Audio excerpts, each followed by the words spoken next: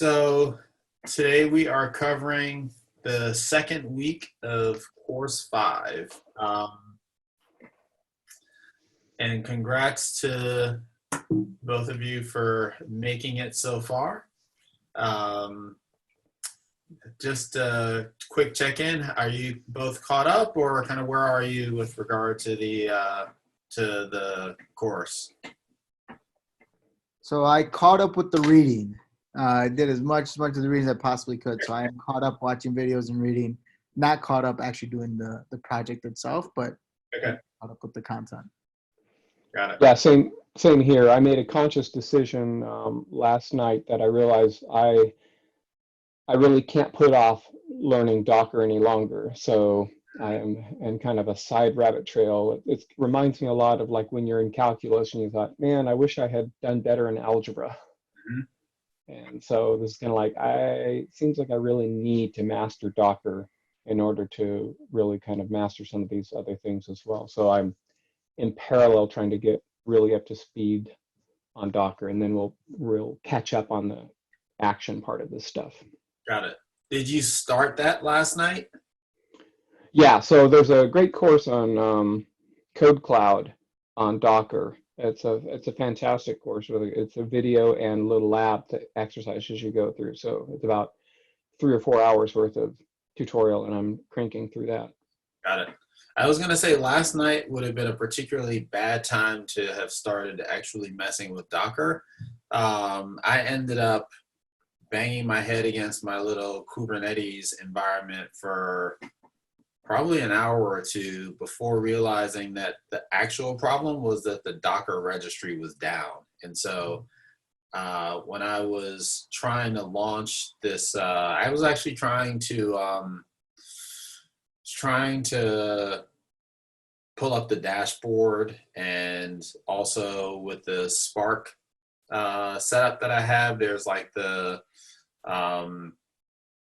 main Spark, kind of the cluster manager thing, and then it spawns executors, and for each of those executors, it pulls the image from the Docker Hub, and those kept failing. And for whatever reason, I saw that it said like image pull error, but I kind of ignored that and spent an hour or two like banging my head against, trying everything else, and then just went to Docker and tried to do just a regular image pull, and it was like, yeah, the hub's down. Then I went to the status page and confirmed it. So I ended up. Painful. What's that? So that's painful. I'm sorry to hear that. Yeah.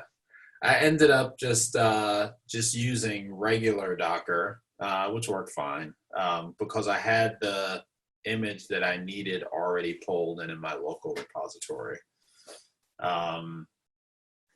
But yeah, Tracy, I don't think, I think with Docker, like, you can go far on a little bit of Docker knowledge, like Docker run, Docker images, Docker PS, and I always have to look up the thing that allows you to shell into a image. But by all means, kind of continue your path. But I don't feel you need to remember all that stuff. You just kind of need to know that it exists, and then you can Google it when you need it. That's pretty much everything that I know is that way. But if I go through it at least once, then it's something will nag me in the back of my mind. Oh, I think I can do this. Yeah.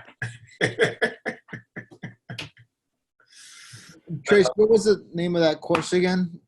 Just Code Cloud, spelled with K's. KODEKLOUDE. Yeah, it's probably the best Docker thing I've ever come across. Awesome. Just looked it up. I'll reverse post that to you. All right, sounds good. Thanks, Tracy. Okay. And if you guys want for an upcoming session, maybe this one where we're talking about Kubernetes, I can just do a walkthrough of like Docker and Kubernetes and kind of how all that stuff fits together. That'd be awesome. There's also the IBM. There's the IBM guy who's doing he's a dev. I forget what they call him. Basically, talks to developers and Huh?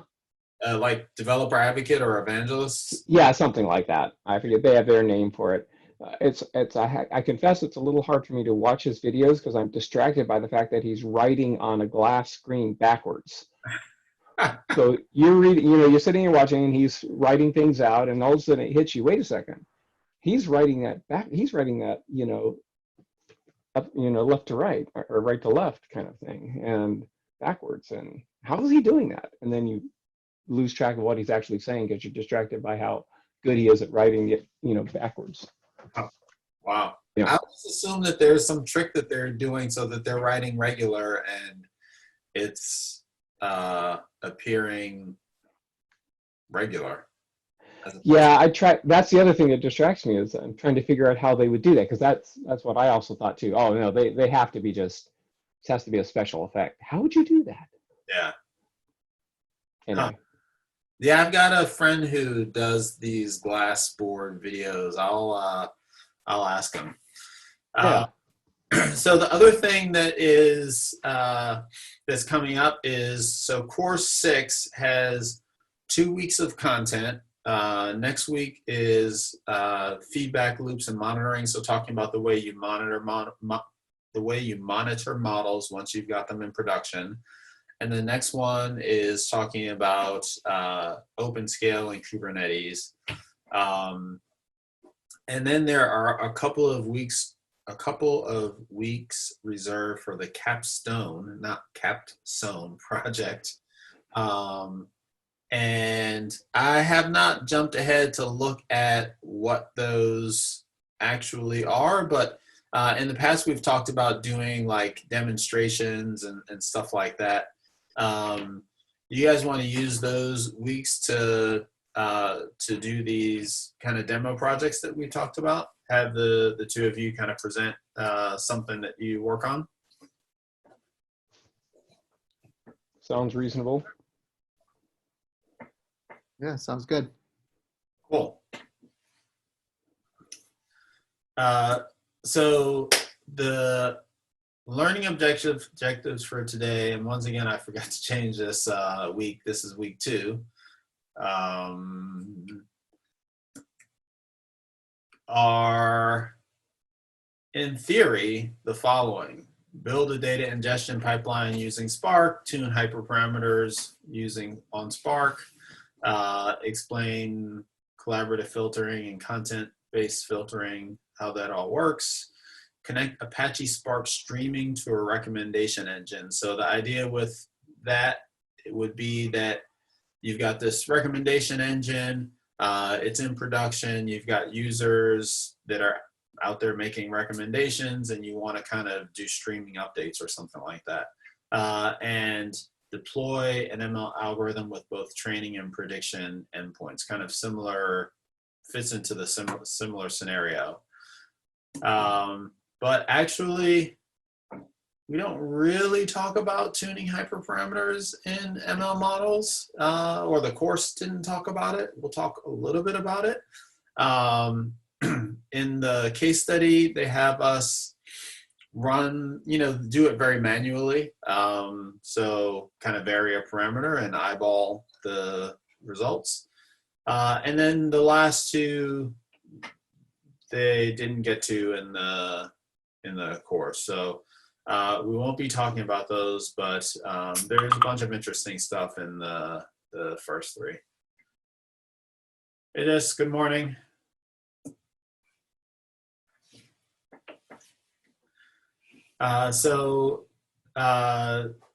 The first section of this is kind of talking about Spark. The key takeaway here, there are a couple of things that are worth noting, and I'll come back around to them.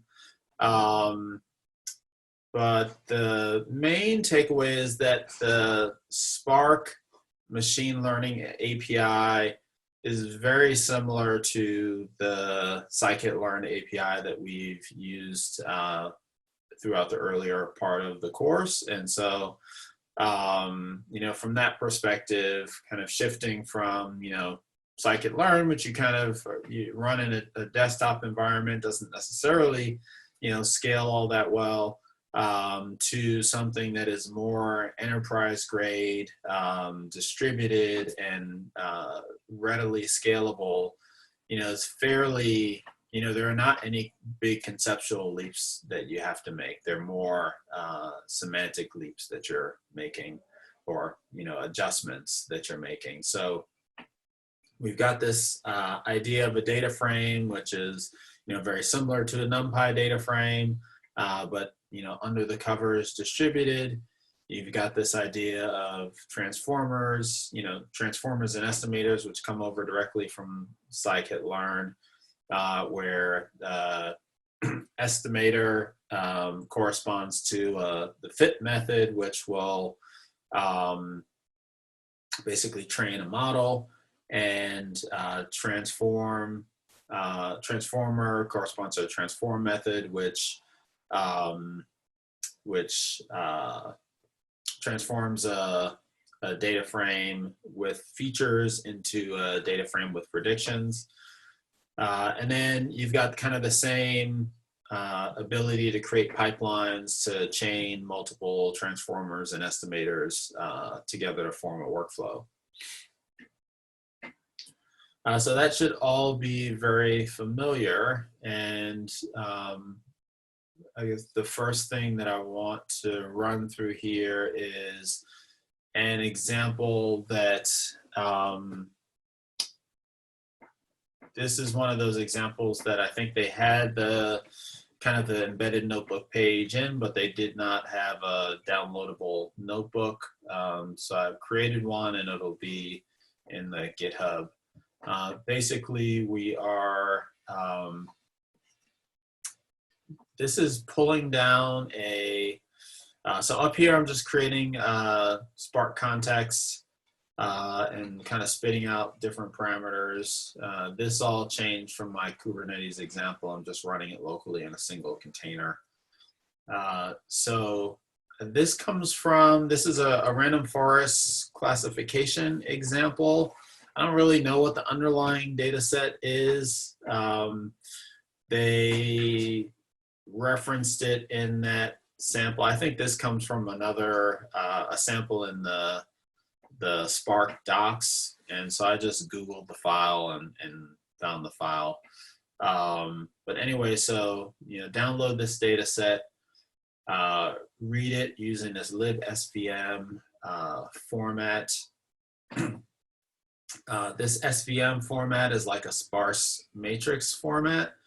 So now I'm doing some kind of very high level, exploratory stuff. We see that it's a binary classification with 2 labels. And then you've got these, your features are a single column with a 692 kind of parameter wide sparse vector. And so this is like printing out an example of these. So the, if you recall from our conversations earlier about sparse vectors, what you're seeing here is the index in this feature vector and the value only for those values that are non-zero. Everything else is assumed to be 0. And so the first step in dealing with this is you run this through a string indexer. And basically what the string indexer is doing is it's converting this label column, which is, these are strings, to what they call an indexed label, which is a categorical format that Spark recognizes. It's kind of silly because it's already, ones and zeros, and now we're flipping it to zeros and ones.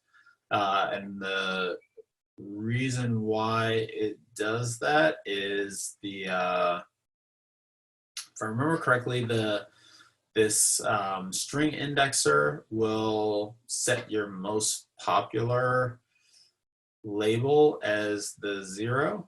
and the other one is the 1. And so it just happens to be, in this case, that they end up flipped.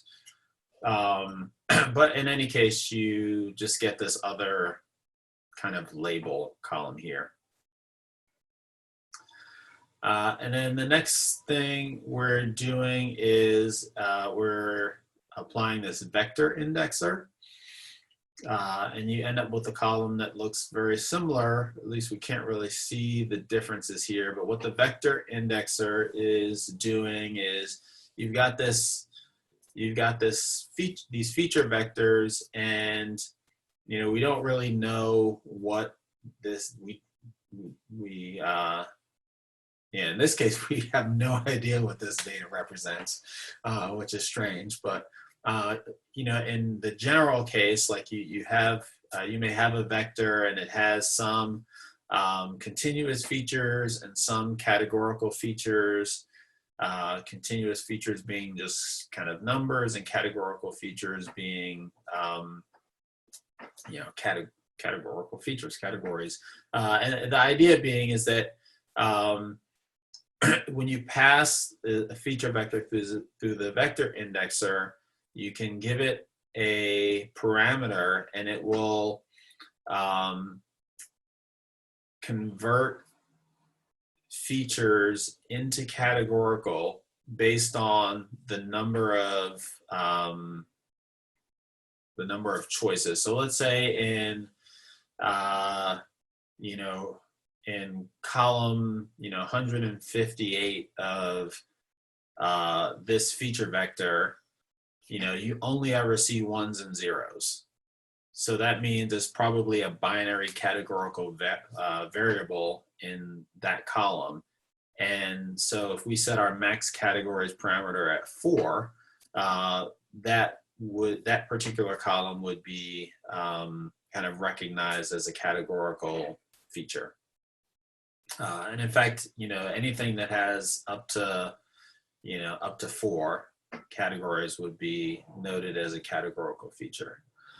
And so that's what that's doing. You can kind of introspect what's happening here by looking at the category map associated with the feature indexer. And in fact, this process identified 315 out of our 692 columns as categorical.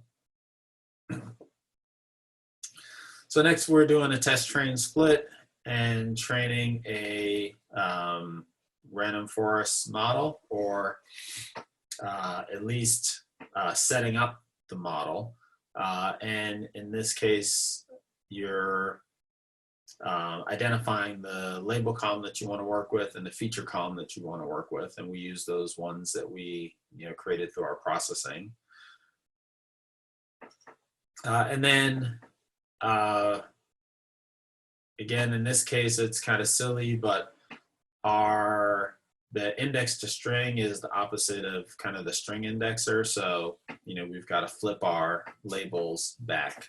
And that's what this label converter is doing. And so we're going to stick that at the end of our pipeline. So our full pipeline is do the string indexing, then do the vector indexing, then apply the train a classifier, and then flip the labels back. And so we set this pipeline up, fit the model, or fit the pipeline to the training data to produce the model. Then we can apply transform to the test data to produce our predictions. We end up with a prediction column and a predicted label column. And then we can produce some metrics. So we're using the select on this predictions data frame to just show the 3 most relevant columns. We are doing an evaluation on the predictor. so we're setting up our evaluator, and then we're going to do the evaluation on the predictions, and then print out a kind of a summary. And so what we find here is that with this random forest classifier with 10 trees, we get a test error of 0. Now this is a test error of 0 is kind of suspect to me, and so I spent a bunch of time trying to make sure that, for example, in this predictions, you actually have your label, and I spent a bunch of time trying to confirm that when we're doing our predict, it's not cheating and looking at the label. That seems to be the case because we're specifying our columns that the predictions are based on, but you kind of have to trust the Spark implementation to not cheat. But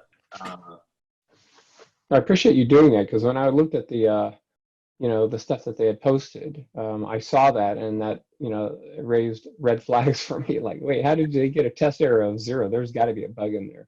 yeah, It'd be interesting to go back into the data and just inject some noise and see what happens. I had that exact same thought, and I did that. That's an exercise for the viewer. I did not quite get to that, but I had that same thought.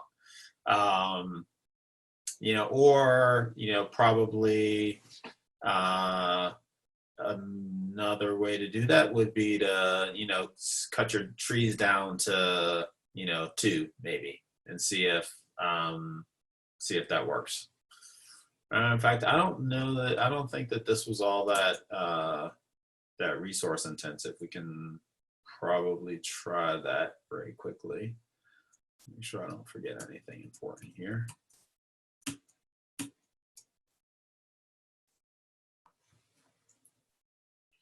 Oh, and I got lost already.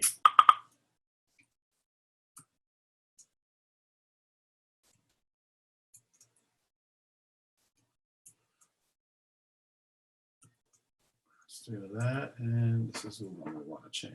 So let's say 2 trees.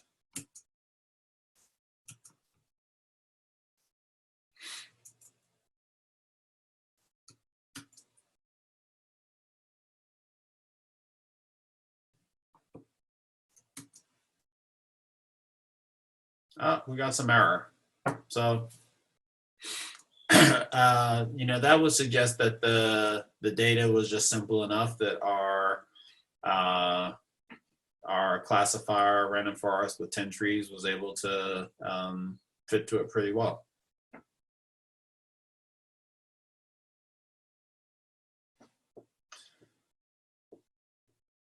All right, cool. So any questions on this walkthrough?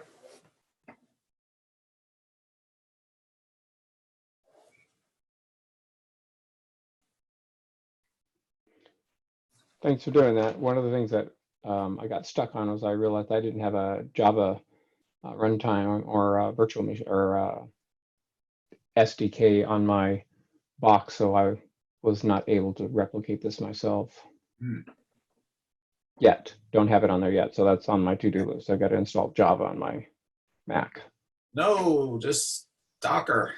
Got to install Docker on my Mac. Yes. So I'm assuming you can see this, but Docker desktop is what you can install. There's a nice GUI and all that, and then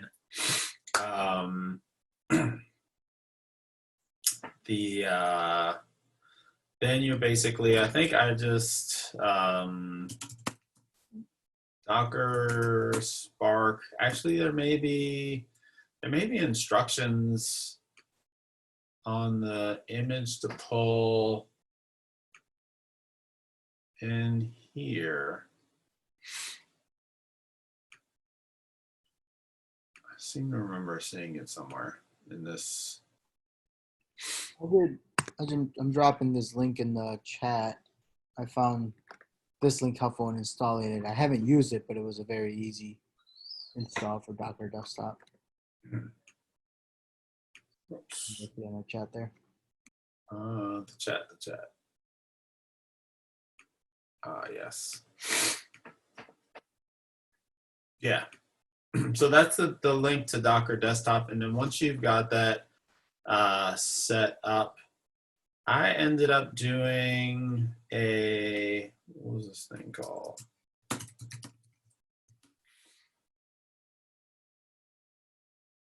I ended up following, if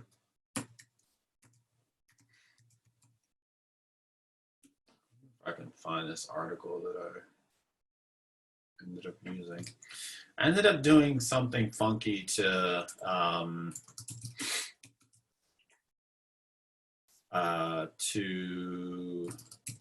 create the images.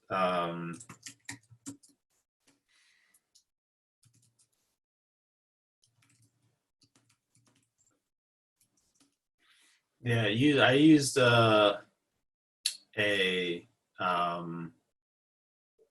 kind of created a custom image based on wanting to run this in Kubernetes correctly. But I think if you search for Docker Spark Jupyter,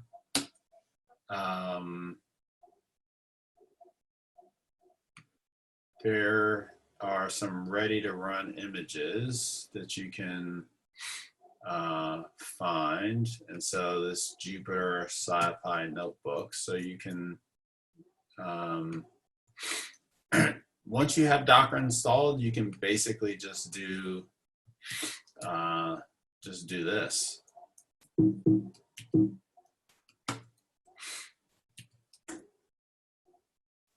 So I'm going to change the port so it doesn't conflict with anything I have.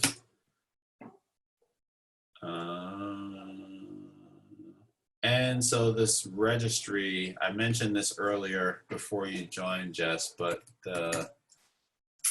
unless this is something funky going on with my setup, yeah, it looks like this Docker Hub Registry issue may still be going on.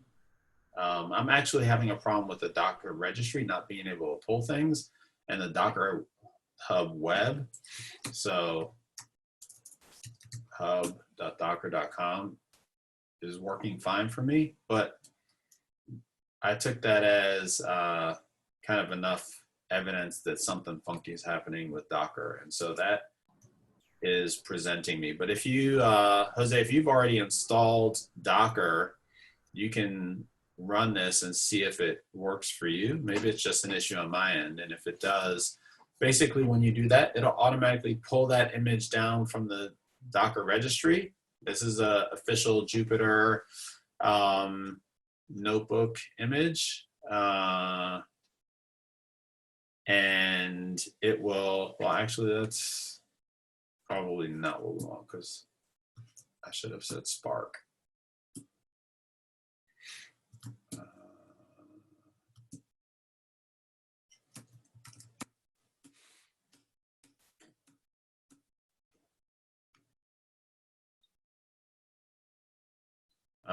In any case, okay, so it's not that one, it's Jupyter PySpark -notebook.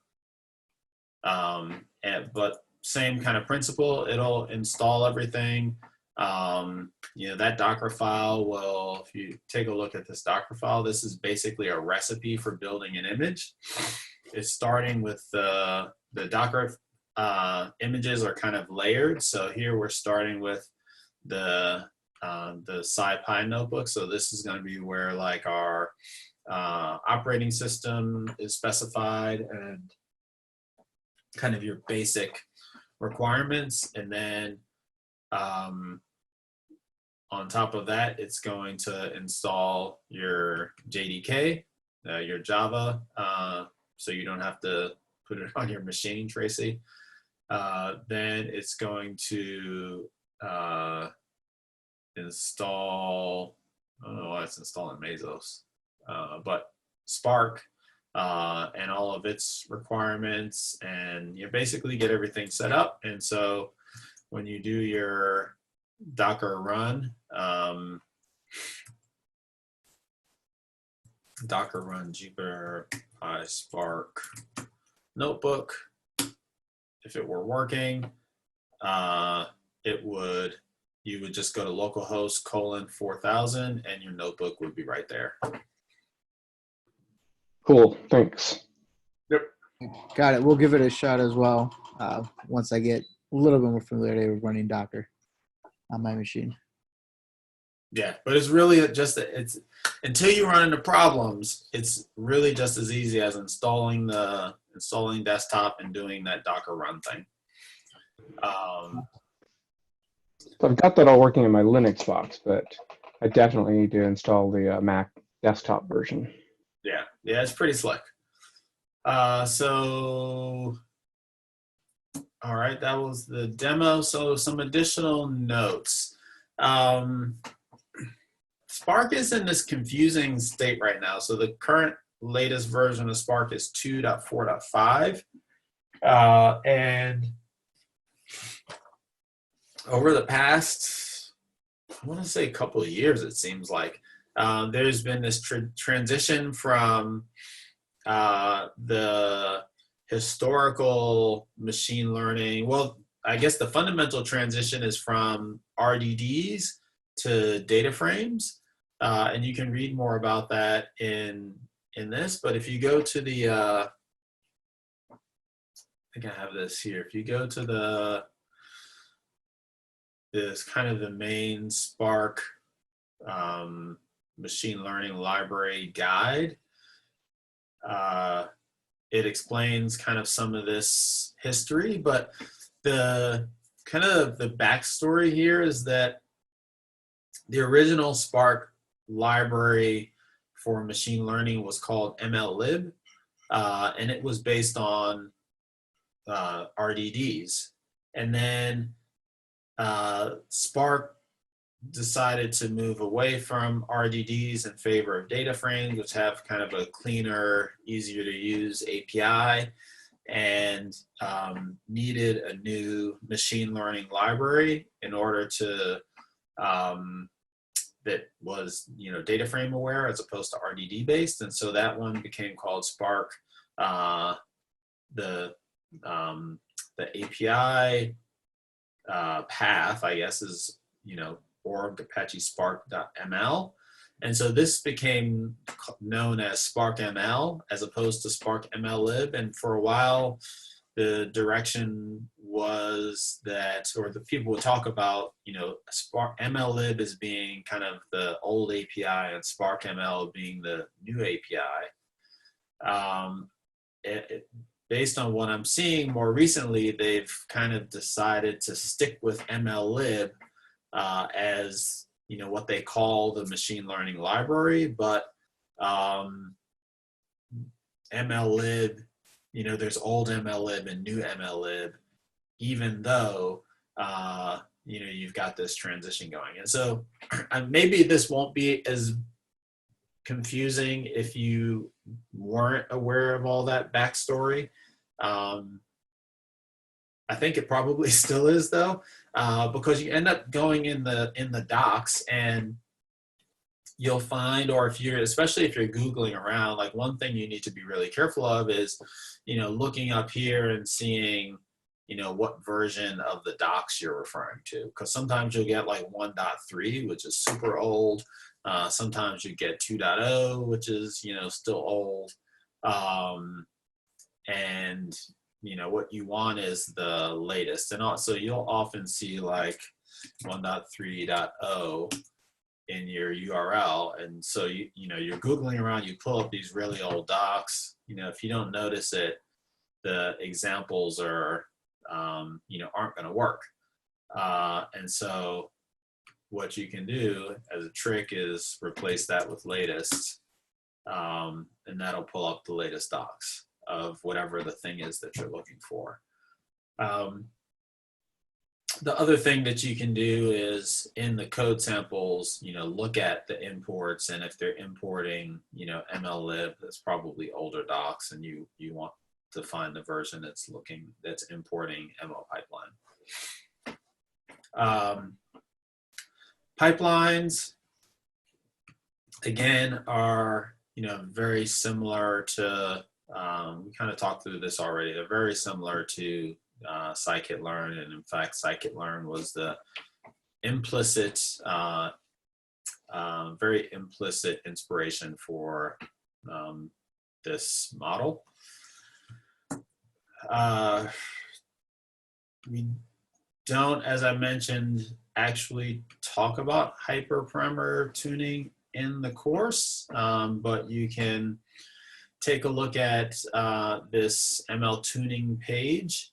And in fact, sorry for flipping around, but in fact, the approach is very similar to what we saw with scikit-learn once again. So, that's Scala. The Scala is kind of a, Scala, Java, and Python are kind of the first class languages for Spark, roughly in that order. The Java is probably more popular in use. I think Spark is written in Scala, and so that's kind of one of the primary languages. In any case, this should be familiar from scikit-learn. Load some data, do a test train split, set up a model, and then set up a parameter grid for grid search. In this case, you're calling this param grid builder, then you're adding a parameter, in this case, your linear regression regularizer parameter, and you're sending an array. In this case, it's your fit intercept, et cetera, and then you calling this .build.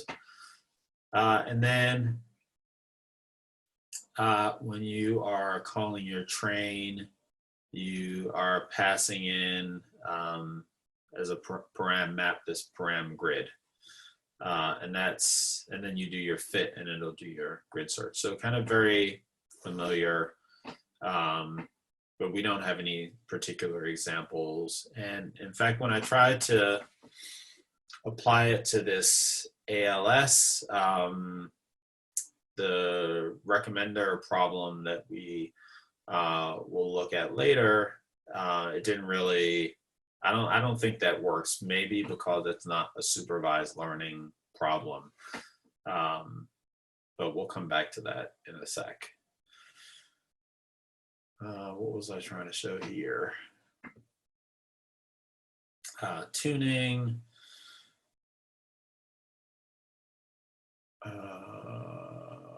Classification or regression. I don't remember. This is all very, this is the stuff that we talked about in the walkthrough.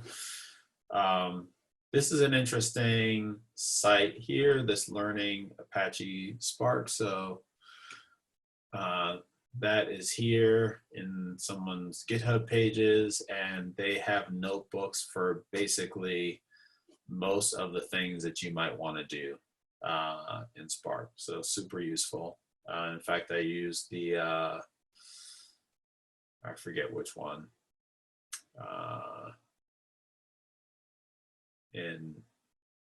for background to try to kind of understand, I think one of the classifiers, try to understand what was going on with some of the nuances of the examples. Oh no, it was the, what was that page? Like the string indexer and the vector indexer. I got all that from, yeah, the examples on this site. All right. So that's Spark. Any questions on Spark before we move on to recommender systems?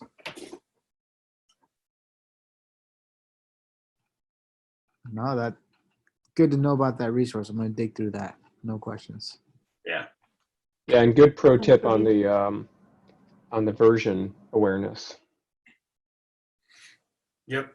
For this, since this is GitHub pages, you can probably clone the underlying repo and then just have all those notebooks run locally. And then when you pull up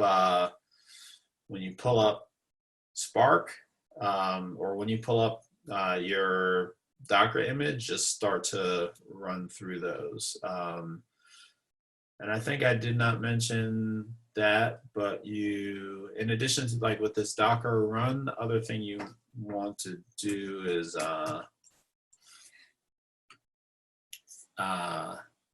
so this is the actual Docker run command that I use, and basically what I'm doing with this -v, that stands for volumes.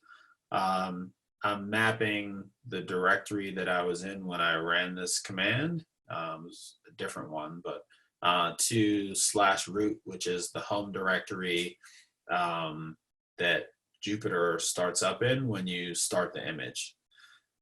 And so if you do this, then all of the files in whatever directory that you executed your Docker run command map to the directory that of the that Jupyter runs in, and then when you pull up the notebook, everything is just right there. So if you were to like clone that directory or clone this repo here, then go into the notebooks directory and then do your Docker run from here with the -v, then all this stuff would pop up in your notebook viewer, your kind of Jupyter homepage. And then assuming the kind of the context and stuff, you might have to do some tweaks for get the context right. But this looks generic enough that it will probably just work. Can you show that command line again? Yep.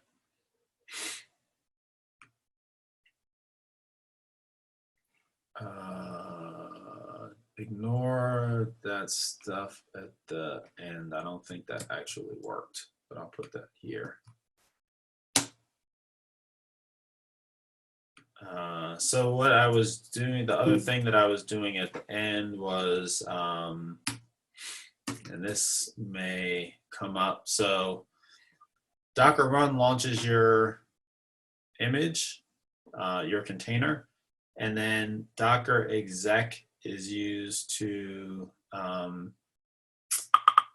so if you look at the command line that I put in the chat, there's also a -- name Spark. That's just so you can easily refer to it as Spark.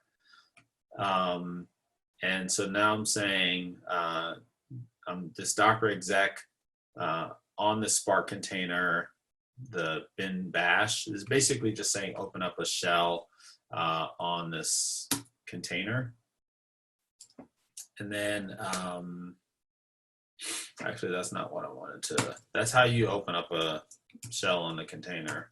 But the thing that I wanted to show was if you type docker logs spark, right after you launch your container, you may need to do this so you get the token so you can access the Jupyter Notebook. There's also I saw somewhere a parameter, it's like lab app, something like that.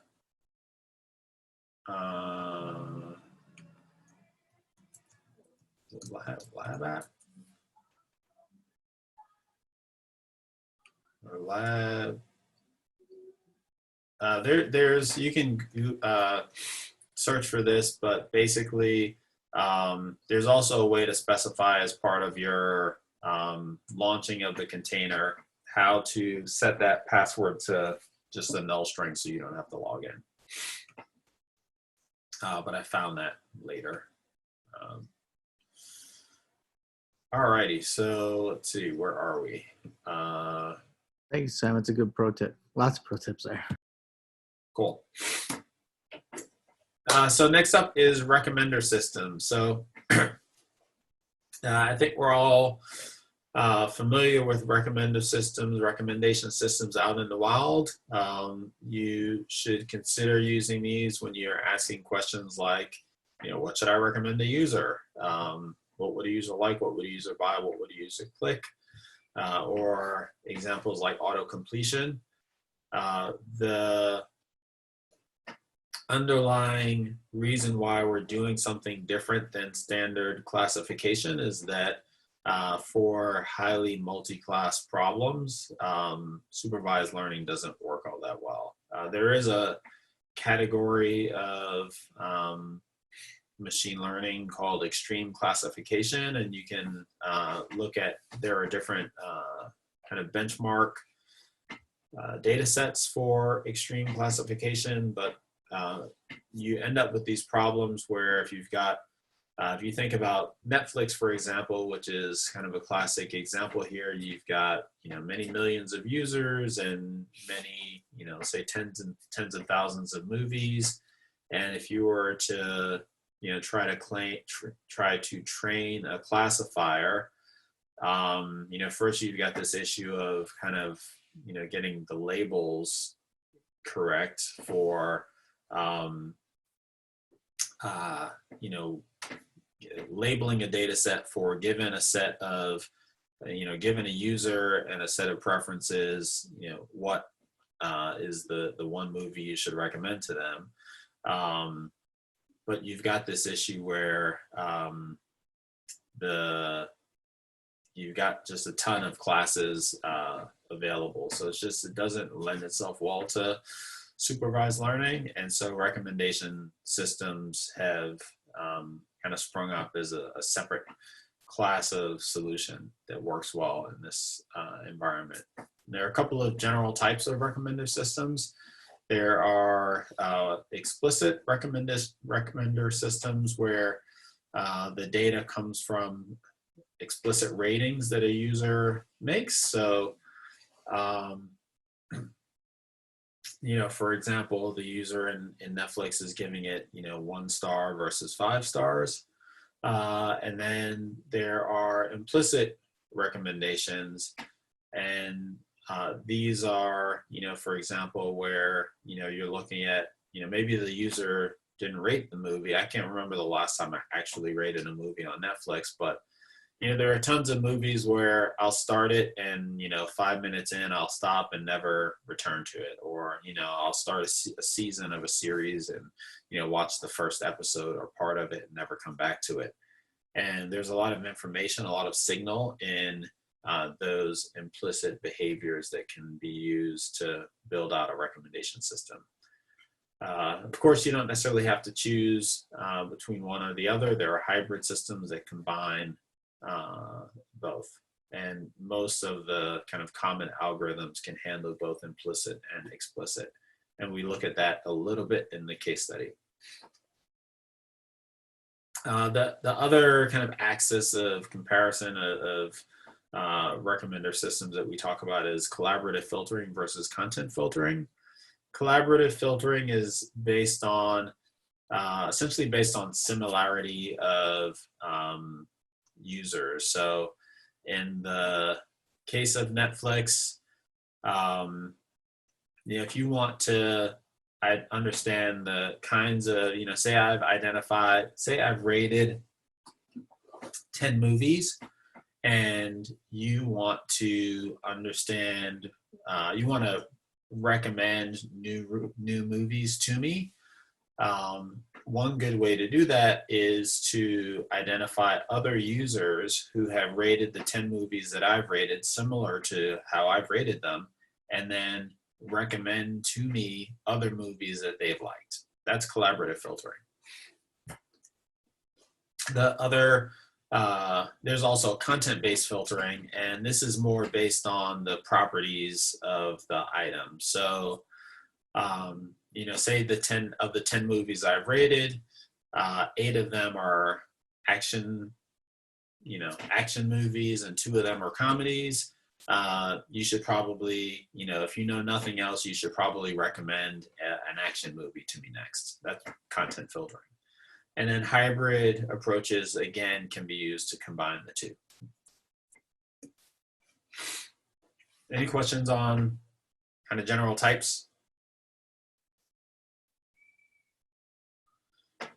Yeah, quick question, Sam. So in the course of like your interviews and your reading, have you stumbled across any kind of general rule of thumb of how many classes are too many classes? And like this is the sort of the elbow of the curve where we should probably think more in recommender systems instead of classifiers. I would start from the kind of the questions that you're trying to ask. If the question that you're asking is one of, you've got some input and you're trying to figure out what it is, classify it, then, classifier is the first place to look. If you are asking one of those questions that we showed earlier, you've got a bunch of, users and a bunch of movies, and you're trying to make, recommendations to users of movies or something similar like that. You've got a bunch of users and a bunch of advertisements. Then a recommender system, might make sense. But I think even just saying that, like if you've got say 100 advertisements or 100 movies, a simple classifier might be a quick and dirty way to go.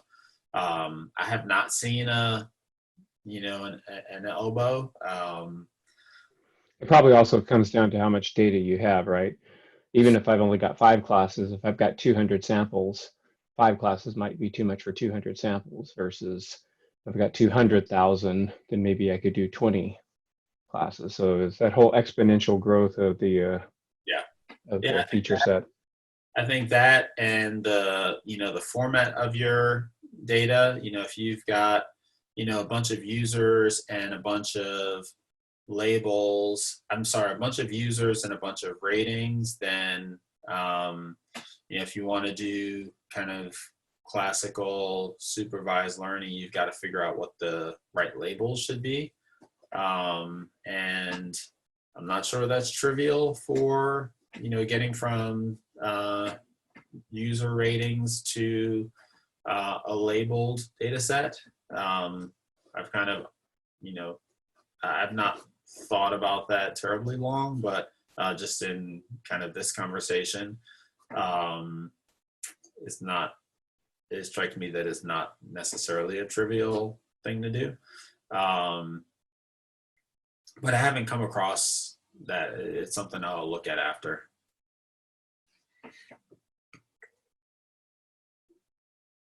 And if I come up with anything interesting, I'll let you know. Cool, thanks.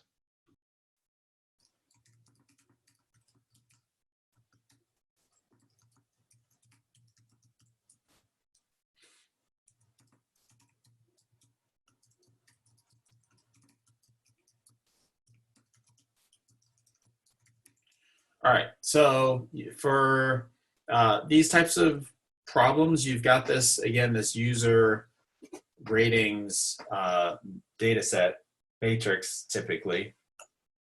And basically you've got some number of users and then some number of items. In the case of movies, you've got, or in the case, well, in the case of this Netflix example or the Movie Lens database, the items are movies. And you've got this rating matrix, which says for, user 1, they rated this movie a 5, this movie a 2, this movie a 1, and it's a very sparse matrix because, Netflix has tens of thousands of movies. How many have you individually rated? And so your starting place is this rating matrix, also called a utility matrix. Kind of in the economics terms, it's specifying the utility of each of the items to the user. And so from here, the typical approach that's taken is one of matrix factorization. So what you're looking to find are a pair, a user matrix and an item matrix that when multiplied together gives you this ratings matrix. So you're kind of trying to factor this ratings matrix into a user matrix and an items matrix. And if you remember your linear algebra, you know, when you're multiplying matrices, if you've got your your user matrix has n rows and k columns, and your item matrix has k rows and m columns, then you end up with a product matrix that has your n rows by m columns. And so what, again, matrix factorization is just trying to do that backwards. And what you end up with are, you know, these two matrices that have k features, which are essentially latent variables that relate to kind of these ratings. So if you come across ideas like Word2Vec or word embeddings, where you've got you're kind of projecting you know, these relationships into some kind of, you can think of it as loosely as kind of projecting these kind of relationships into a lower dimensional feature space, where, you know, maybe you can think of these K features as, you know, is it an action movie? Is it a movie that is, you know, liked by women? Is it a movie that's liked by men? You know, that kind of thing. These latent variables are not that cut and dry, but you can kind of think of them as, you know, factors that relate to a user liking a movie, and, you know, these in the item matrix as factors that relate to a movie being liked by a user. So kind of factors that relate the two. And so the question is, like, how do we figure out what these are? And the answer is that we learn them. And then once we have learned them, you know, we've got these two matrices. If we want to figure out what for user, you know, X, you know, what, you know, will they like movie Y, then we can just do a simple dot product of the rows of, you know, these, you know, this row and this column, and that will tell us, that will give us a value here that is the predicted rating for, you know, this user of this movie. And so again, utility matrix, very large and very sparse. To learn those latent factors, we use typically either stochastic gradient descent or alternating least squares. The error function or loss function is typically root mean square error.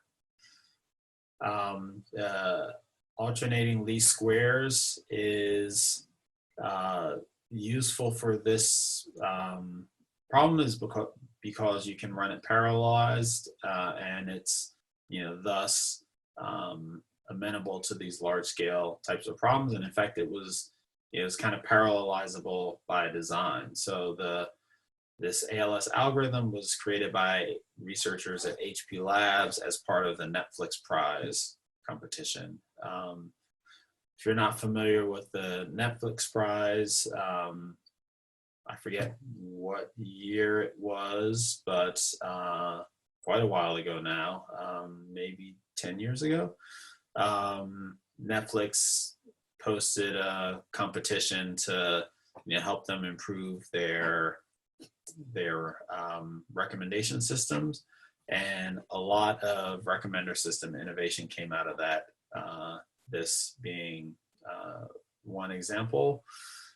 The paper itself, large-scale parallel collaborating filtering for the Netflix prize, outlines this method, alternating least squares with weighted lambda regularization. And it's fairly accessible. The idea with alternating least squares and where the name comes from is, let's see, I don't think I'll be able to get both of those at the same time, but you've got this matrix U and this matrix M. In this case, it's the movie matrix. That's why they're calling it M. And you want to find these two matrices. And so you start by initializing M by assigning the average rating for a given movie as the first row, and then small random numbers for the remaining entries. And then you kind of fix M, and then you try to solve for U by minimizing your root mean square error, or sum of squared errors. And then you fix U, and then you kind of back solve for M by minimizing the same objective function. And then you keep doing this loop until you reach some kind of stopping criterion, number of iterations or error less than a threshold or what have you. And so I've got a link to the paper in here where you can search for it. It's pretty interesting to take a look at. There are a couple of noteworthy challenges with these recommendation systems. The main one that comes up is what you call a cold start problem. And the idea is, say I just sign up for Netflix, I haven't rated anything. What does Netflix recommend to me? Often the solution to this problem isn't like a machine learning type of solution. It's a UI solution. When I first log in, ask me what kind of movies I like, or throw up 10 movies that people in my zip code like, and have me rate them. And so, you see these kind of examples all the time. You install a podcast app, and it asks you to choose some podcasts that you might want to start with, or you sign up for Twitter, and it asks you to follow a few people to get started. All of these kinds of actions can help you bootstrap a recommender system and avoid this cold start problem with new users. And similarly, if you've got a new movie coming in that hasn't been rated, you don't have any rating data, it's not, there's no entry for it in the rating matrix. And so, often you do things like, suggest it randomly during a trial period. It wouldn't be suggested kind of naturally, organically, because there's no kind of user correlations that would cause it to be suggested if you're using collaborative filtering, but you can just randomly suggest it so that you can build up a rating base. An example of this is, if you're a new host on Airbnb, you don't have any ratings, and so your, or views or any of the other things that Airbnb uses, or bookings to kind of push you up in their ratings, in their search results. But for the, first, I forget what it is, month or two of being a new host, there's like this honeymoon period, and they just amp up, they boost you in the search results, and the idea is to kind of overcome this cold start problem. Other things that you see are creating special sections for new things like Apple Podcasts, has a new and notable section that helps people discover and ultimately rate new podcasts. And in both of these cases, you can use, simpler kind of metrics or heuristics, like if you've got a new user and you don't know what to recommend them, you can just recommend them the most popular things. Or, if you've got any other kind of metadata, like I mentioned, most popular things in my zip code, if you can geolocate me, or, most popular things this week, or most popular things, in the last hour, whatever metadata you have, you can try to use that to improve your recommendations. Oops.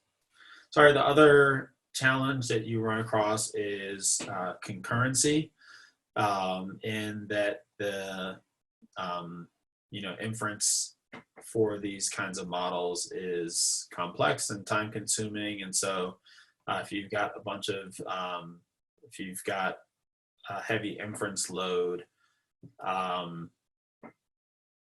you may need to use a distributed solution in order to handle it.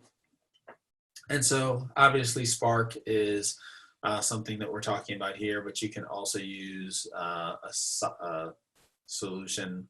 Like if you've got a Flask model, you can use Celery, which is like a distributed work queue, or Bento, which is a kind of specialized library for distributing inference in Python. And you can use simulation to kind of characterize your inference workload and how many nodes you might need to do capacity planning. Any questions on any of the recommender systems stuff before we jump into the case study? Just one quick question. It's related. You mentioned the Celery and Bento there in Python if you have a Flask model. Mm-hmm. I've built applications in Django before, but never in Flask. I don't know if anyone in the group has any experience in Django versus Flask. And I see that Flask comes up a lot in the course. Is it just a little bit more streamlined? Is it what's the reason for the sort of course? A lot simpler than Django. So I've done some stuff in Django. It's been a while. And I've done some stuff in Flask. I've done quite a bit of stuff in Flask. And I think, did we cover this in, I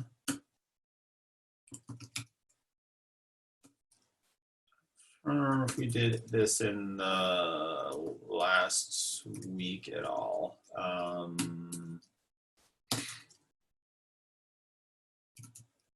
Is there nothing in here? Where was that?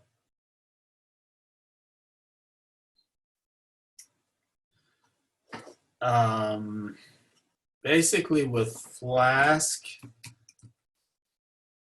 it is, you can start up a Flask app, like the overhead, the boilerplate, I guess, required to spin up a Flask app is super low. I think this was, let's see,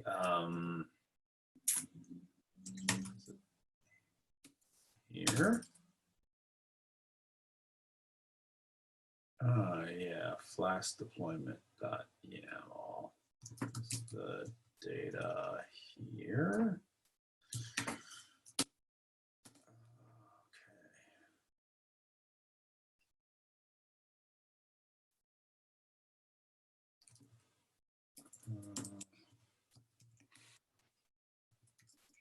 don't think that's it. Where's this?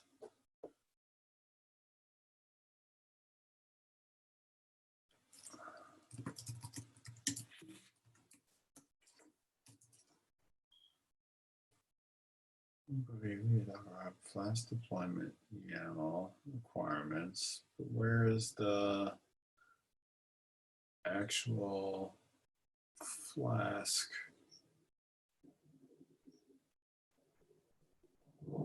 app? Maybe I didn't do that, but I'm pretty sure I did. Let's see.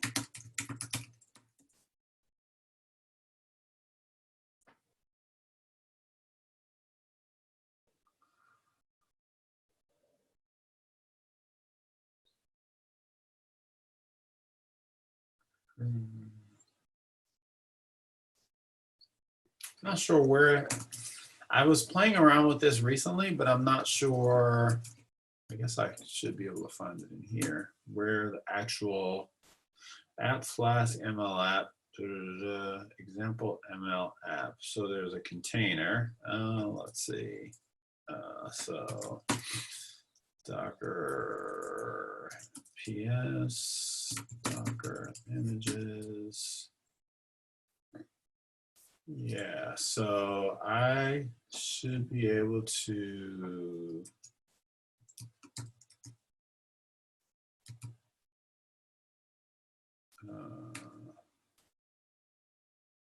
all right, so I've got this container example ML app. If I run that, let's see if that works. So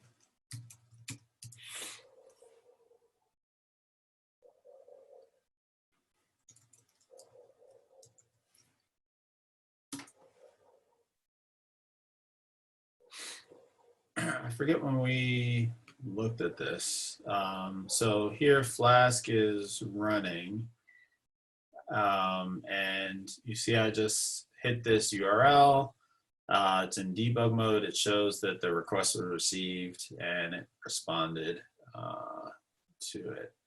And so now I can do a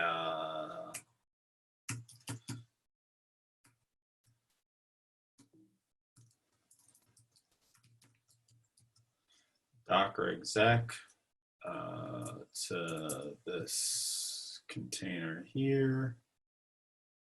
Well, first I need to do Docker PS.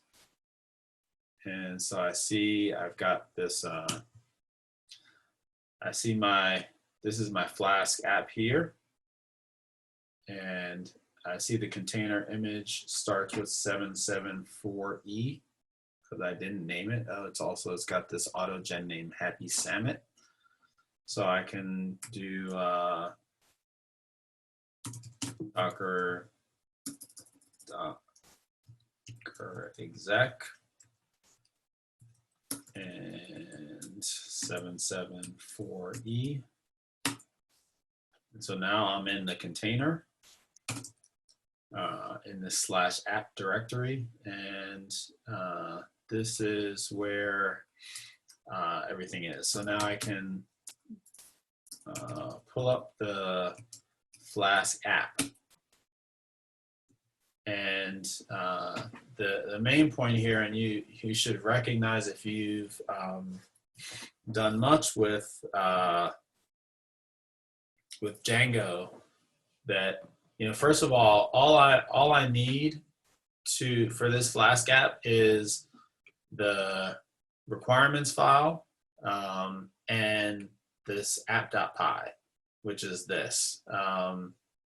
I don't know if Django's changed since I've used it, but when I did, I had like this crazy directory structure and all these configuration files and a whole bunch of stuff. Like you could do it.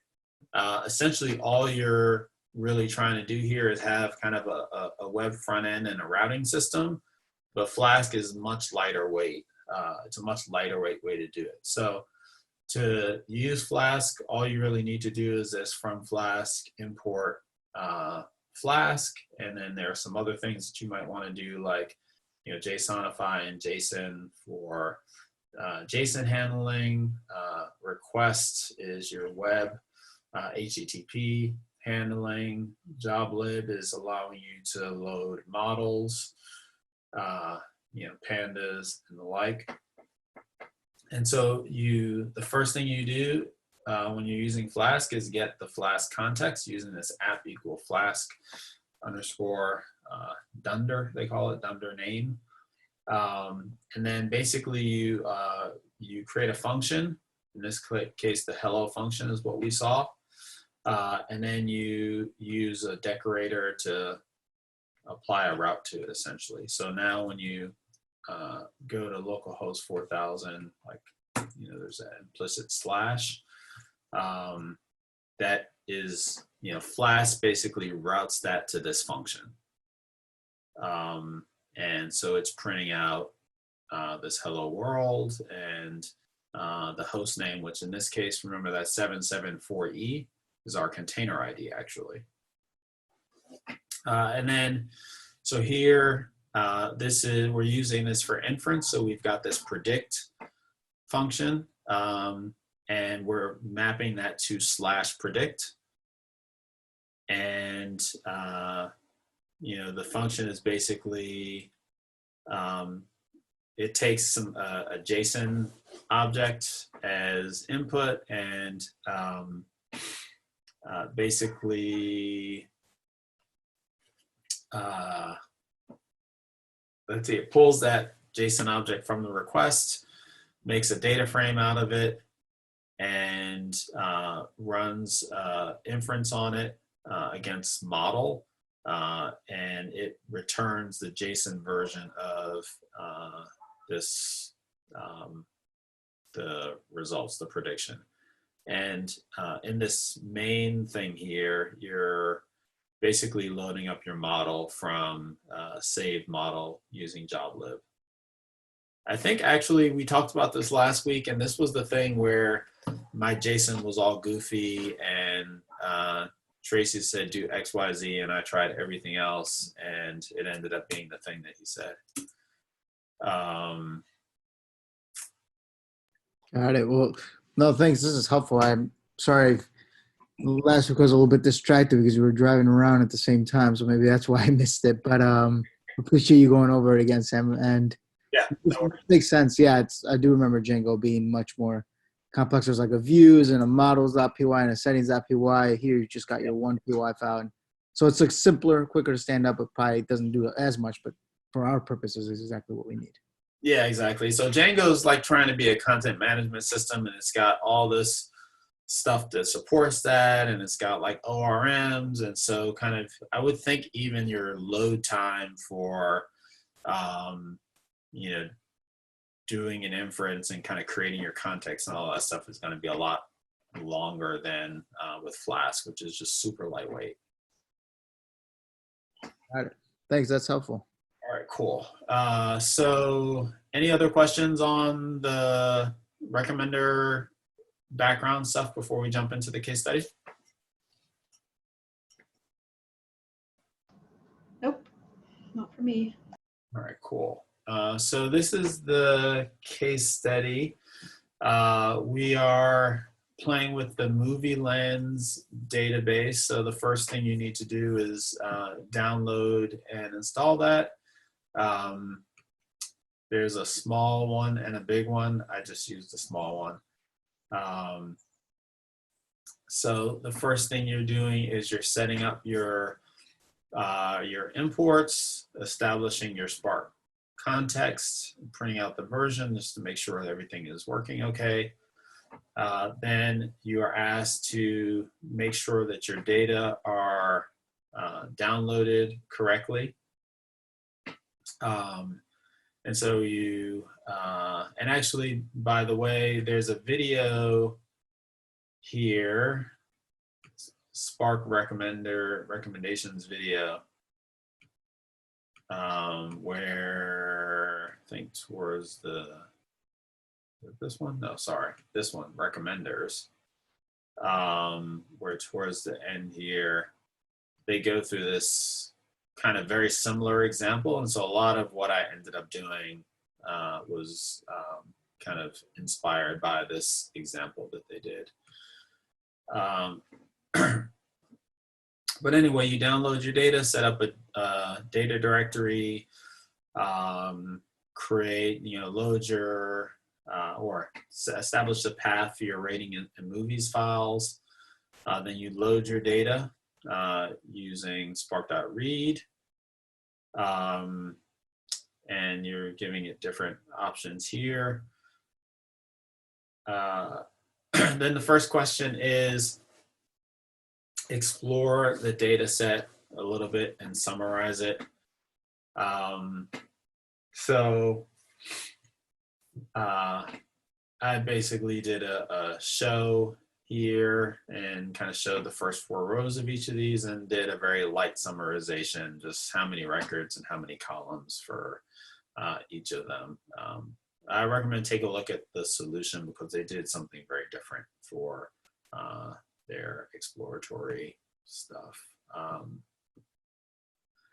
Not a ton more, but they looked at like movies with ratings more than get greater than 2, rating greater than 3, number of unique users in movies, which is interesting.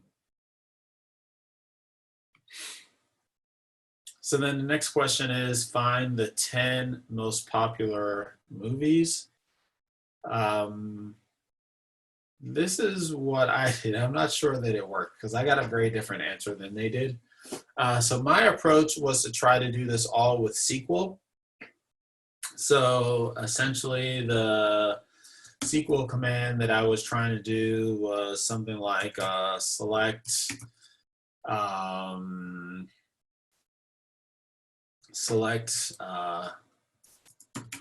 movie ID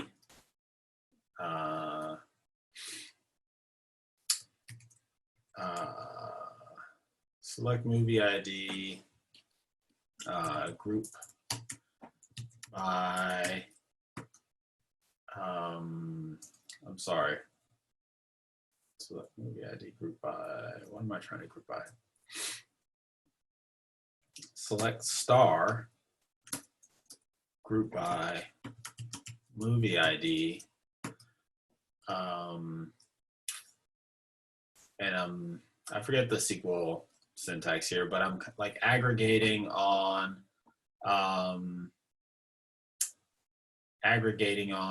rating and the sum of user ID. And maybe that's what my problem is. What I want is count here and not sum. All right, so let's see if I can run all this stuff and get better answers.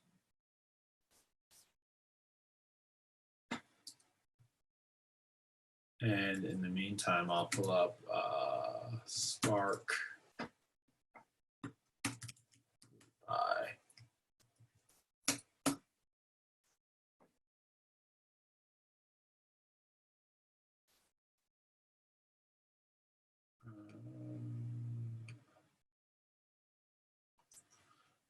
all right, so that's the solution.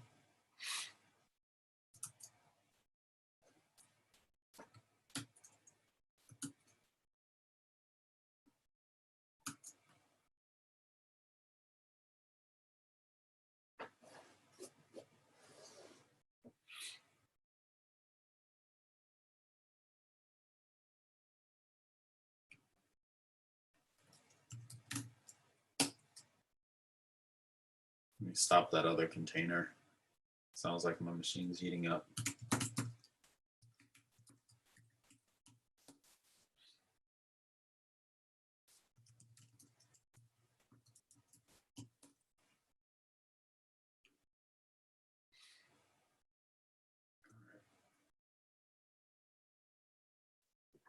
Okay, so we got our records. So let's see if this works any better.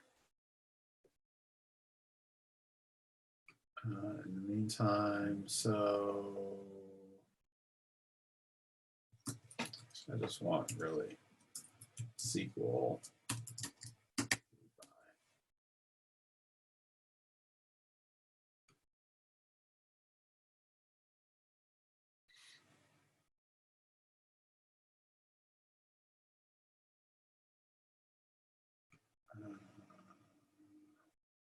Oh, I didn't like that.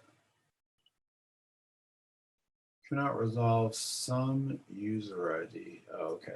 I changed that to count.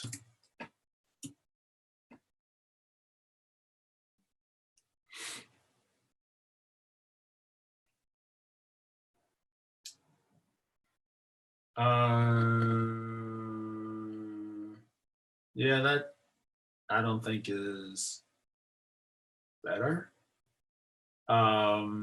So basically what I'm trying to do is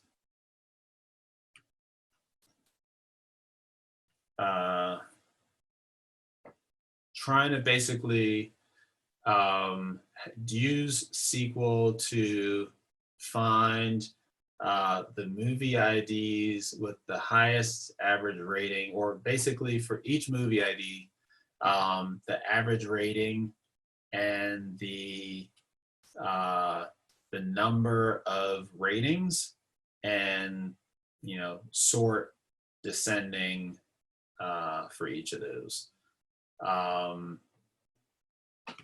So I guess the SQL would be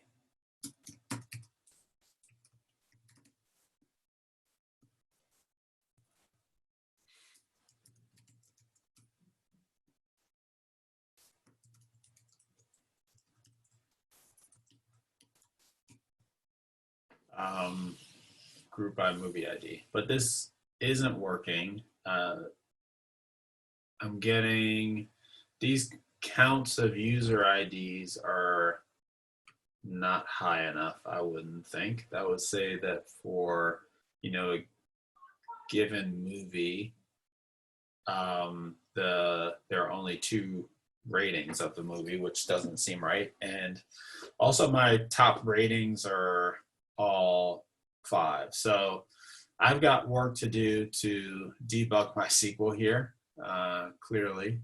But we can take a look at what the official solution does. So the way they approach this is they first they do a similar thing. They do the group by movie ID, and then they get the count to show the number of ratings for each movie. And they're just keeping that as a separate data frame, separate table here, movie counts. And then they are saying they're grouping by again, and averaging the rating, and calling that top rated. So very similar thing, grouping movies by average rating, and grouping movies by movie ID, and averaging out the rating, aggregating across the rating column using average. And then they are,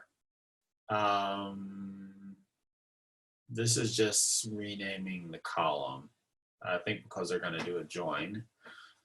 So that's top rated. And so if we printed out top rated, it would have the movie ID, the average rating, and movie ID would be called movie ID 2. And then we're going to do top movies, which is a join between our movie counts and top rated on the movie ID. So they're keeping the movie ID column from movie counts and the count from movie counts. They're joining on movie ID 2, which doesn't show up, and they're keeping the average rating. And I guess the title came along from, I guess the title was in that,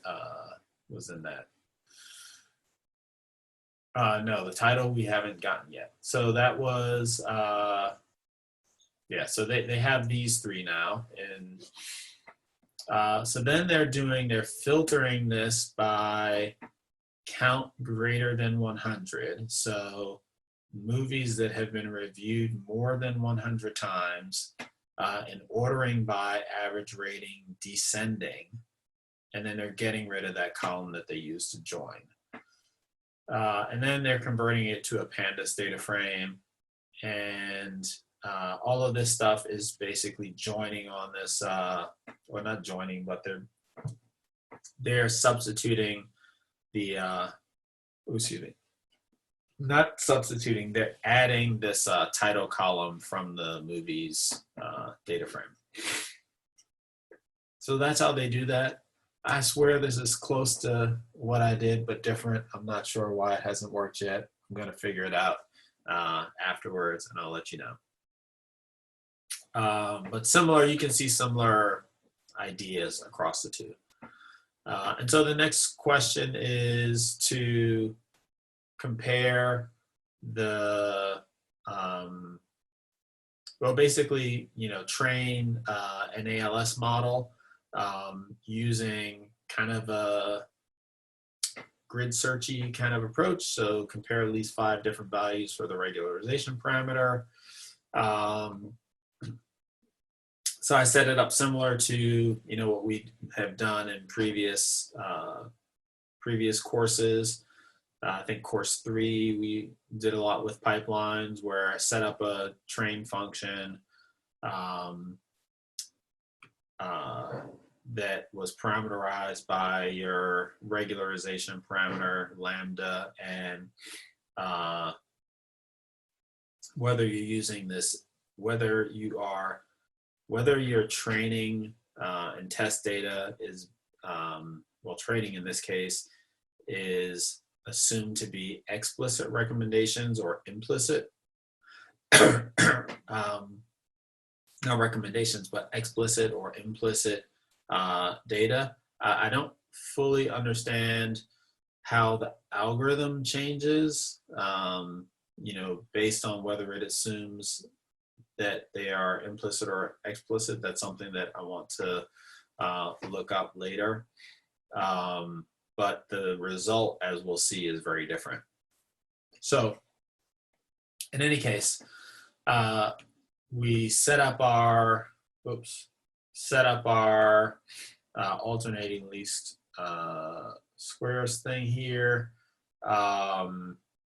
Give it some parameters like rank and number of iterations. The regularization parameters are what we passed in, our columns.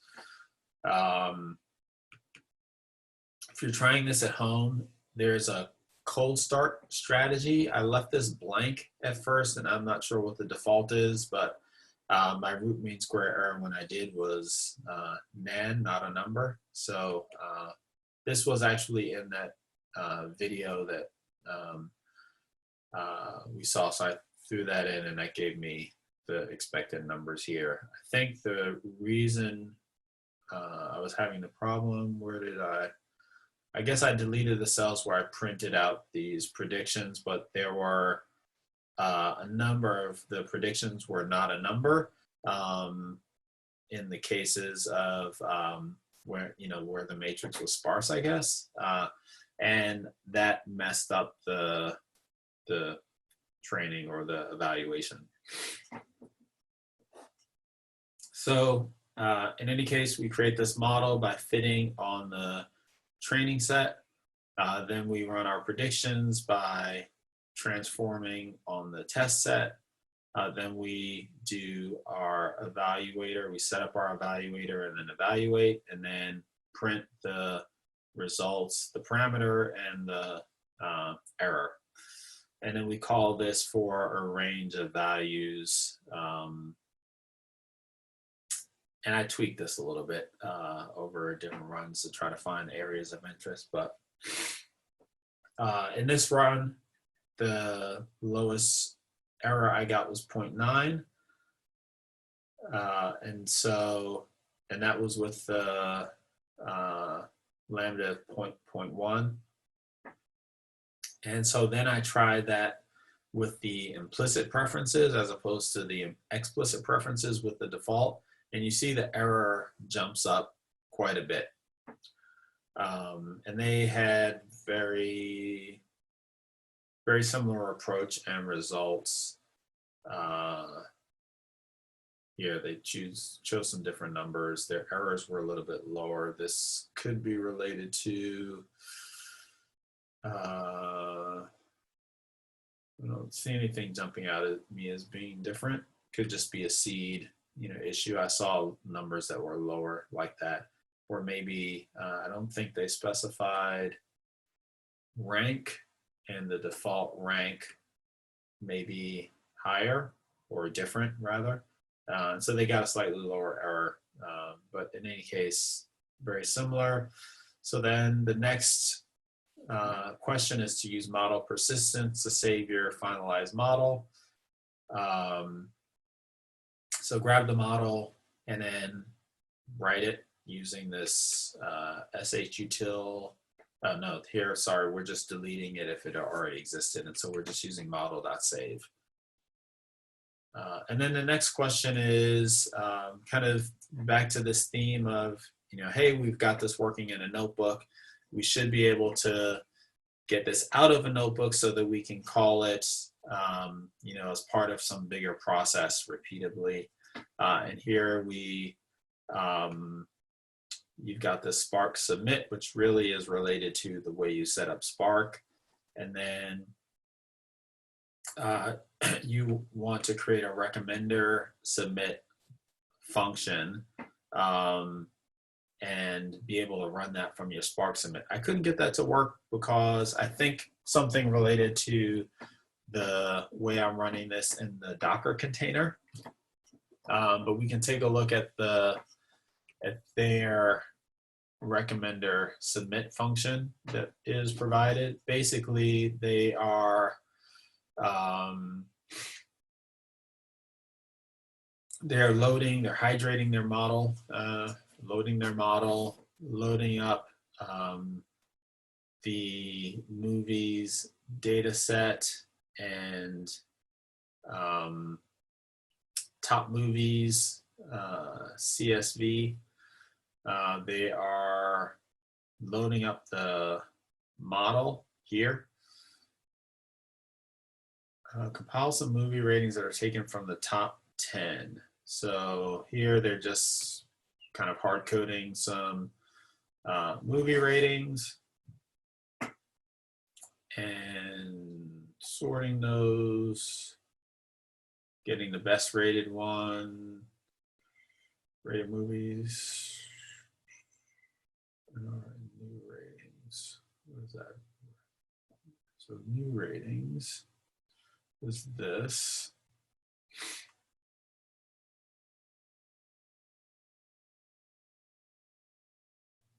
Computer NR. I think we're just getting our an array of our movie IDs for the sorted list of ratings here. And then we're querying the model to find the closest K users that like these best rated movies. User X equal model recommendation.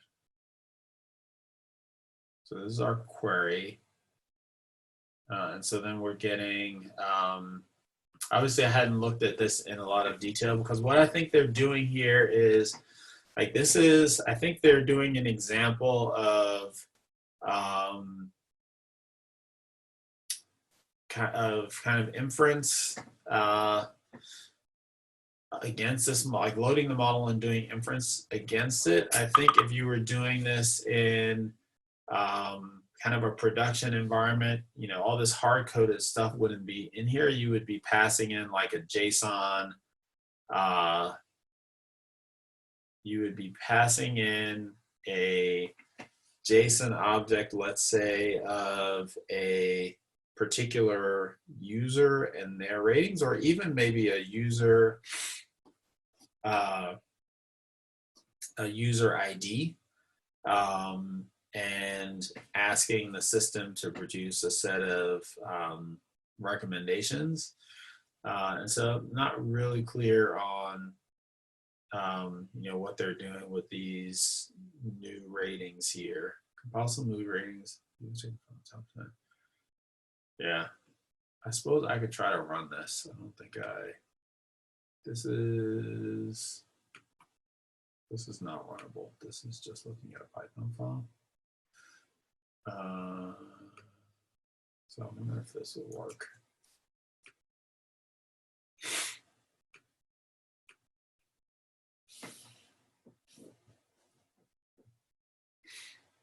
So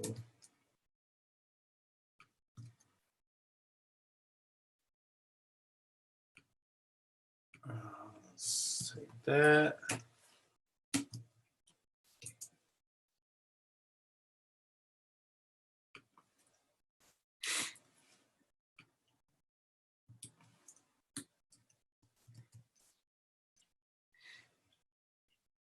That's taking a long time.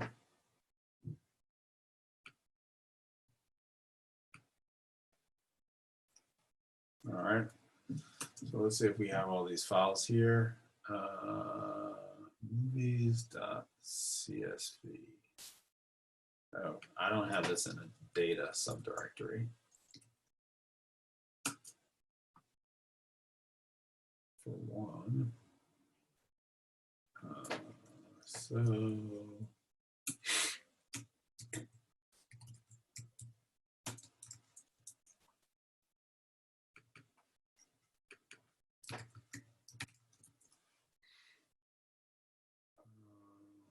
Okay, I've also got the small data set.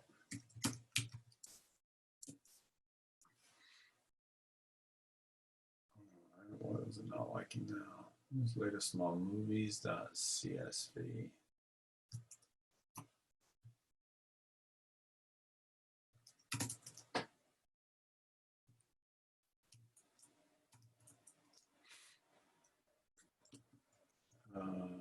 Is that here?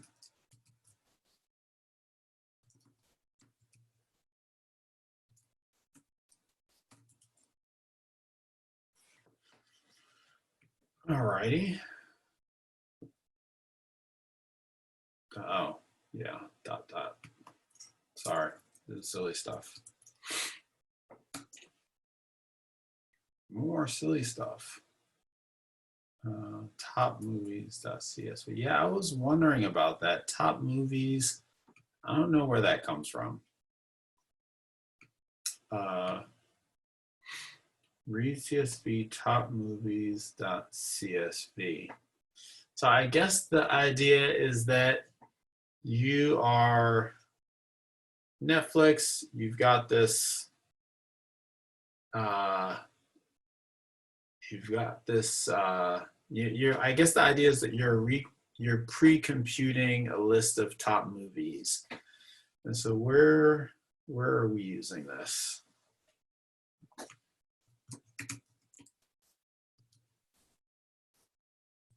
X.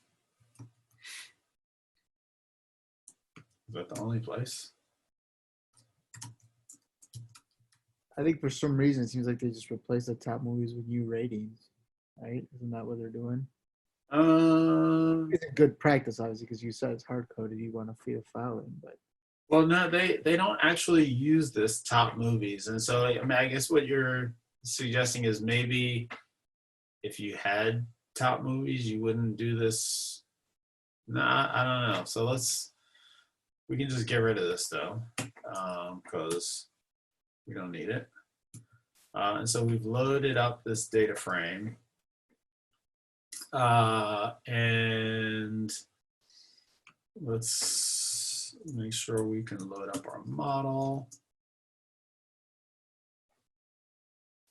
Looks like that's working.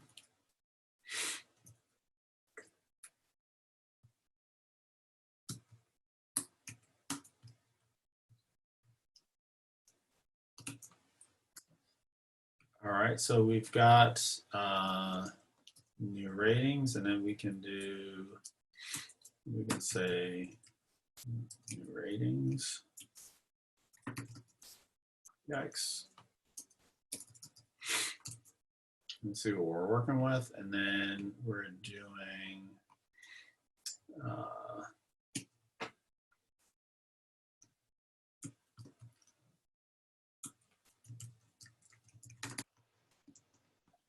all right, and so we are sorting by race key top 2. Sorted new ratings. And we're just sorting by name here.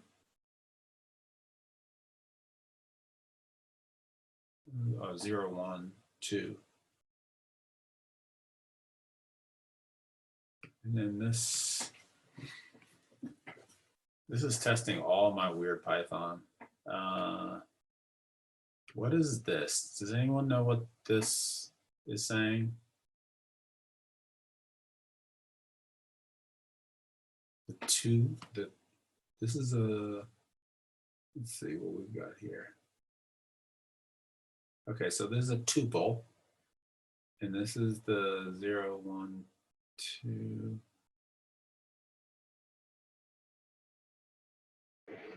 Is that just reversing things?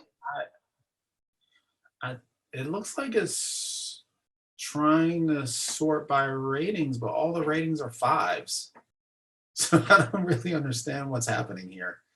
And maybe it's just random. Is this the same order? That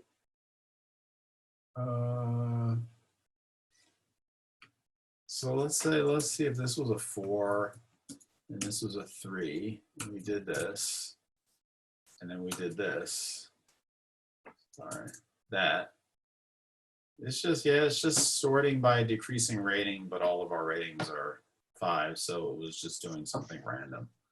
Yeah, so the dot dot dash or / and -1 or colon -1 just reverses the list. Yeah, by the third item in our tuple, right? So the rating.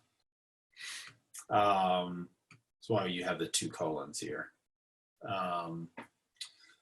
Okay, so we've got this sorted by reverse.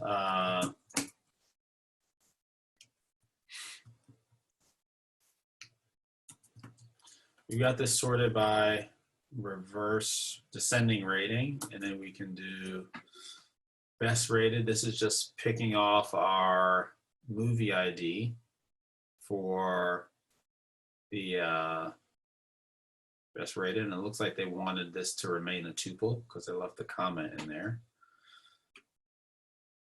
And so then we are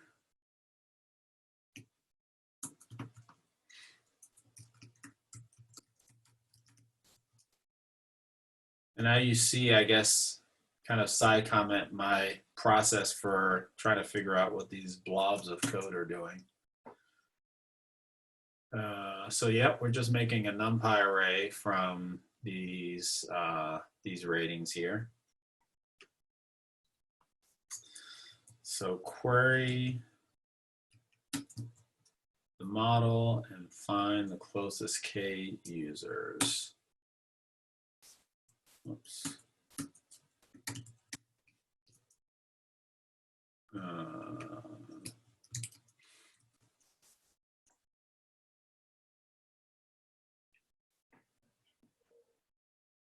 Notice how that took longer. I think this is Spark. Like when I set up the query, it just set up the query. It didn't execute the query until I said show.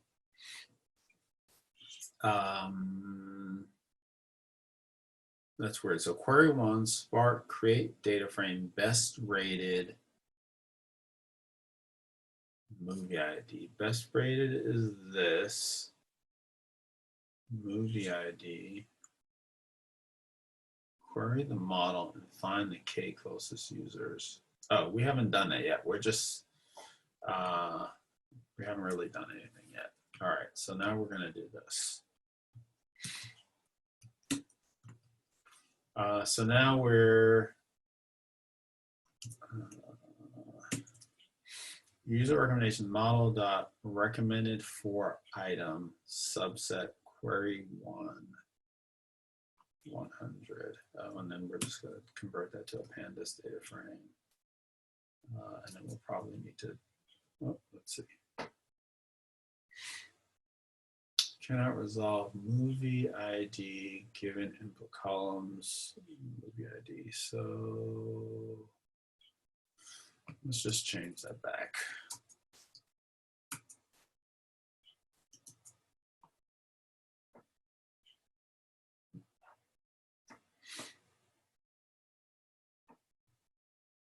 I don't think I changed that, so I think their example wouldn't actually run.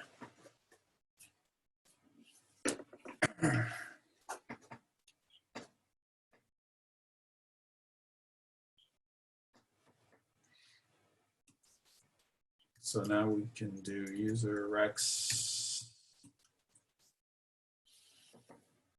And so we've got, cool. So now we've got for each of the movie IDs.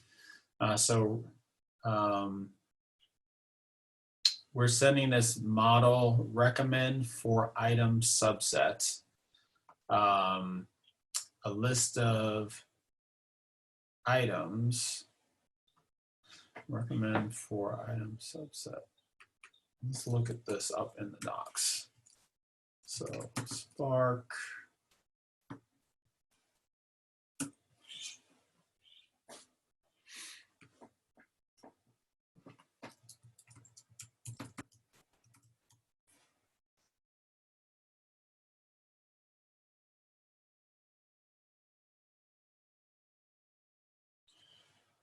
All right, and there's also an API. Let's see if this works. Can we change this to Python? Hey, Sam, I apologize. I have to exit for another appointment. So I just want to say again, thanks for running all of this, and nice touching base with you, Jess and Jose, and hopefully see you next week. All right, thanks, Tracy. Thanks. Take care. Tracy, have a good one. Thanks. Cheers. Let's see. Lost track of where we were. That was this one. So we're looking for this recommend.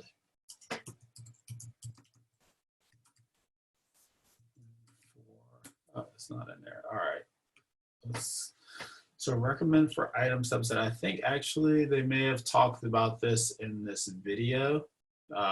So I would suggest briefly talks about these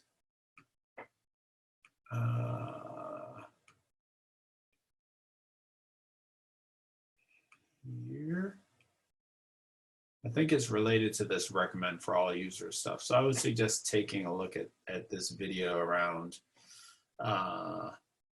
this recommenders video, and it gets to it around 4 minutes in.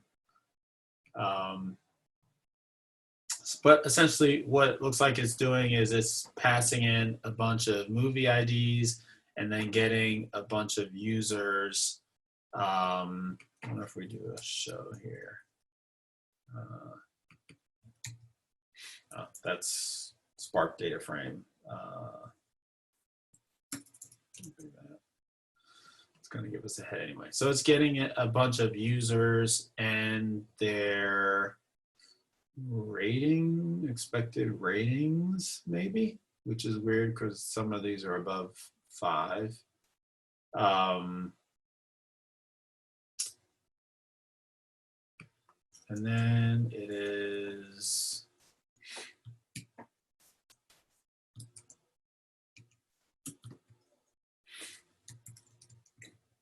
it's just setting up that.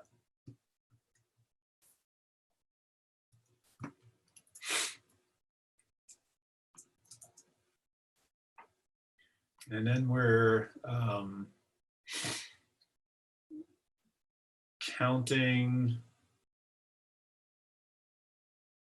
the closest users for urex.mostcommon.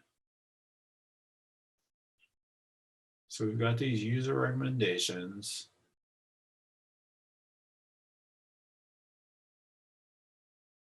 And user recs recommendations. So for each user in this list of users,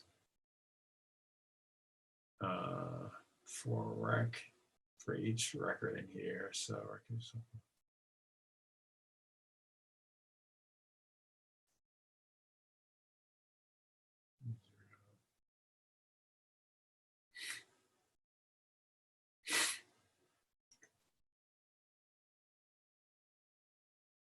we're basically here constructing this urex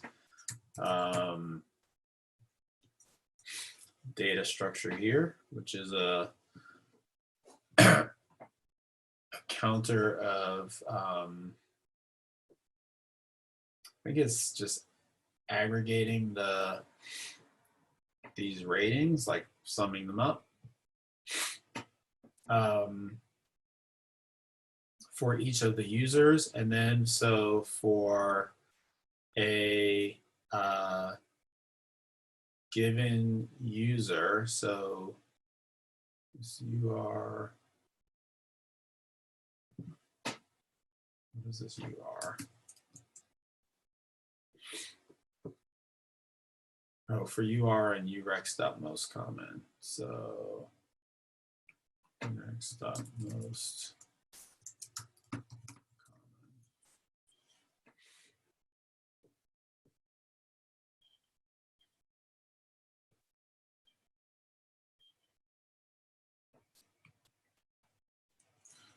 Curious about the length of this versus the length of just urex. Same. Okay, so we're looking at all of those. And so for the first item in the, again, that looks like this.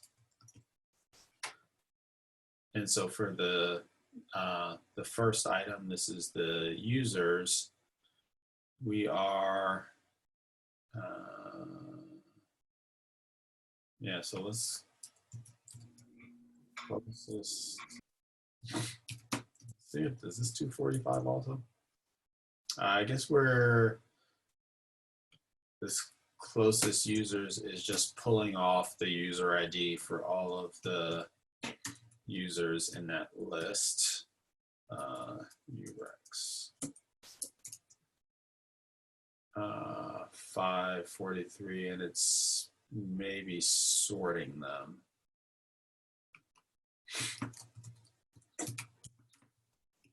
So urex most common basically sorts them by the score, and closest user basically pulls off the user ID.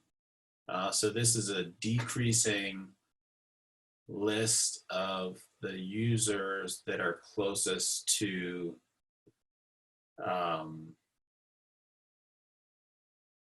given item, I guess.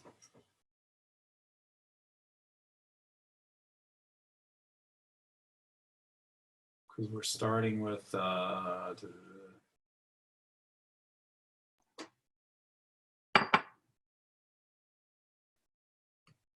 I got to dig into this one a little bit more. I am close to understanding it, but not fully understand. I don't fully understand kind of the inference that they're doing here. I wonder what they're doing. I don't fully understand it either, but I wonder what they're doing. If there's, is that numbered out the bottom, just like what we would predict, like for user 452, but the 31 doesn't make sense. Is that the rating we predict them to give across all of these 6 movies or whatever are at the top, the Star Wars movies? I don't know if that's what it's like trying to do, but I think what we're ultimately trying to come up with a list of the closest users, but I'm not sure if I'm not sure for what. Like, you can have the list of users that are closest to other users, or the list of users that are closest to an item, meaning that that will be the list of users that rated a given movie the highest. And so here, I think that's coming from here. User recs or user recommendations model recommend for item subset query one. So basically, I think what this is doing is saying we've got these are our list of most popular movies. Who are the users that most like these most popular movies? Or who are the users that that most like, I guess, that are that have recommendations or ratings rather similar to, you know, this subset of items. And so Got it. Okay, no, that makes sense. yeah, and this is the score. I think this score is the I think the score is just an aggregate of the ratings. So this is 7. This is just 35. You know, a number from, you know, 0 to 35, right? If a user liked all of these movies, this number would be 35.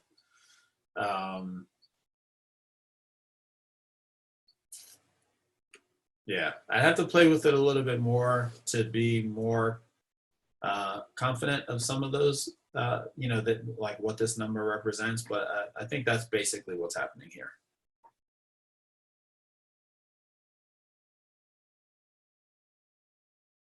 Got it. Thanks, Sam. So I think what they were just trying to get you to do is like, this is an inference scenario that you've created in a Python file, and you want to be able to use Spark Submit offline to run this inference scenario. In reality, like you would be, you know, your Python file would be like pulling from, you know, command line argument, or if it was running in Flask or something like that, you would be, you know, pulling JSON, you know, off from maybe this list of ratings or a list of users or whatever you're trying to do your inference for, and then sending it into a Python file, and you get some result back that you can do something with. So that's that. I think that was all I had, actually.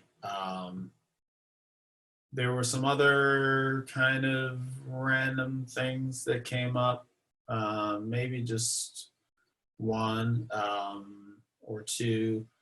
Surprise was mentioned as so we've looked at doing all this stuff in Spark, but Surprise is a library for doing recommender systems just in regular old scikit-learn.